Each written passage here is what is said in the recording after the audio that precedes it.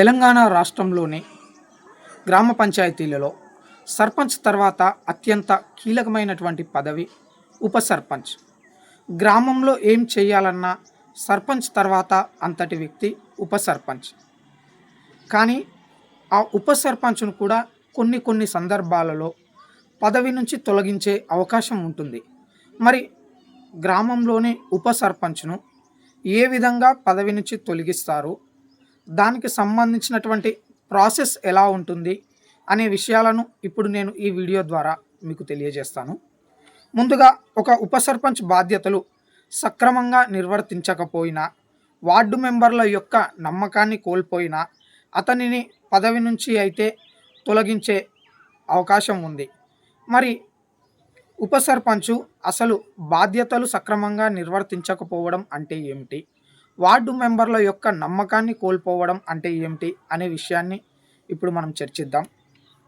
తెలంగాణ రాష్ట్రంలో తెలంగాణ పంచాయతీరాజ్ చట్టం 2018 ప్రకారం ఉప సర్పంచ్లను 2 రకాలుగా తొలగించే అవకాశం ఉంది.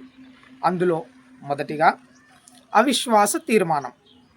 అవిశ్వాస తీర్మానం అనే పదాన్ని మనం చాలా సందర్భాల్లో వింటూనే ఉంటాం. వార్డు మెంబర్లు అందరూ కలిసి ఉప సర్పంచ్పై నమ్మకం లేదని తీర్మానం చేయడాన్ని అవిశ్వాస తీర్మానం అంటే, సింపుల్గా చెప్పాలంటే విశ్వాసాన్ని కోల్పోయాడు ఉప సర్పంచ్ మా దగ్గర, అందుకే అవిశ్వాస తీర్మానాన్ని పెడుతున్నాం అని చెప్పొచ్చు. మరి ఏ విధంగా పెట్టగలరు, దీనికి గల నిబంధనలు ఏమిటి అంటే, ఎన్నికైన నాటి నుంచి 2 సంవత్సరాల వరకు అయితే ఈ అవిశ్వాస తీర్మానాన్ని పెట్టడం అనేది జరగదు. 2 సంవత్సరాల తర్వాత మాత్రమే అవిశ్వాస తీర్మానాన్ని ప్రవేశపెట్టవచ్చు. సగం మంది వార్డు మెంబర్లు సంతకం చేసి ఆర్డీఓకి సమర్పించాలి. ఆ తర్వాత 15 నుంచి 30 రోజుల్లో ఒక ప్రత్యేక సమావేశాన్ని ఏర్పాటు చేసి వార్డు మెంబర్లు 3/2 వంతుల మంది ఉప సర్పంచ్కు వ్యతిరేకంగా ఓటు వేస్తే అప్పుడు ఆర్డీఓ అతన్ని పదవి నుంచి తొలగించడం జరుగుతుంది. ఇక నెక్స్ట్ స్టెప్ ఏమిటి అంటే, ప్రభుత్వపరమైన చర్యలు, శాఖాపరమైన చర్యలు అని కూడా అనొచ్చు. జిల్లా కలెక్టర్ కూడా కొన్ని ప్రత్యేకమైనటువంటి పరిస్థితుల్లో ఉప సర్పంచ్ని పదవి నుంచి తొలగించడం జరుగుతుంది. మరి కలెక్టర్ ఏ విధంగా తొలగిస్తారు అనే విషయాన్ని ఇప్పుడు చర్చిద్దాం. వరుసగా 3 సమావేశాలకు గైర్హాజరు కావడం, ఎటువంటి సమాచారం ఇవ్వకుండా గ్రామ పంచాయతీకి సంబంధించినటువంటి సమావేశాలకు ఉప సర్పంచ్ హాజరు కాకుంటే అతడిని పదవి నుంచి తొలగించే అవకాశం కలెక్టర్కు ఉంటుంది.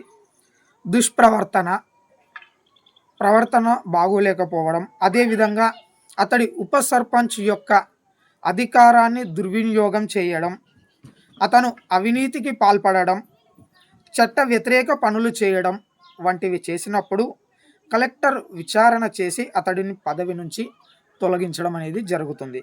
సో ఓవరాల్గా మనం చూసుకున్నట్లయితే ప్రజాస్వామ్యంలో పదవి అనేది ఒక బాధ్యత. ఆ బాధ్యతను సక్రమంగా నిర్వర్తించకపోతే చట్టం తన పని తాను చేసుకుపోతుంది అని అయితే మనం చెప్పొచ్చు. తెలంగాణ రాష్ట్రంలోని గ్రామ పంచాయతీలలో సర్పంచ్ తర్వాత అత్యంత కీలకమైనటువంటి పదవి ఉప సర్పంచ్. గ్రామంలో ఏం చేయాలన్నా సర్పంచ్ తర్వాత అంతటి వ్యక్తి ఉప సర్పంచ్. కానీ ఆ ఉప సర్పంచ్ను కూడా కొన్ని సందర్భాలలో పదవి నుంచి తొలగించే అవకాశం ఉంటుంది. మరి గ్రామంలోని ఉప సర్పంచ్ను ఏ విధంగా పదవి నుంచి తొలగిస్తారు, దానికి సంబంధించినటువంటి ప్రాసెస్ ఎలా ఉంటుంది అనే విషయాలను ఇప్పుడు నేను ఈ వీడియో ద్వారా మీకు తెలియజేస్తాను.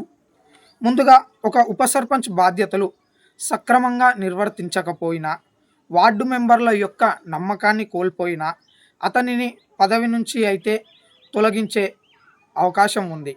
మరి ఉప సర్పంచు అసలు బాధ్యతలు సక్రమంగా నిర్వర్తించకపోవడం అంటే ఏమిటి, వార్డు మెంబర్ల యొక్క నమ్మకాన్ని కోల్పోవడం అంటే ఏమిటి అనే విషయాన్ని ఇప్పుడు మనం చర్చిద్దాం.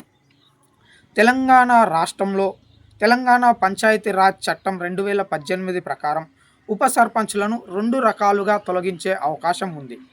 అందులో మొదటిగా అవిశ్వాస తీర్మానం. అవిశ్వాస తీర్మానం అనే పదాన్ని మనం చాలా సందర్భాల్లో వింటూనే ఉంటాం. వార్డు మెంబర్లు అందరూ కలిసి ఉప సర్పంచ్పై నమ్మకం లేదని తీర్మానం చేయడాన్ని అవిశ్వాస తీర్మానం అంటే సింపుల్గా చెప్పాలంటే విశ్వాసాన్ని కోల్పోయాడు ఉప సర్పంచ్ మా దగ్గర, అందుకే అవిశ్వాస తీర్మానాన్ని పెడుతున్నాం అని చెప్పొచ్చు.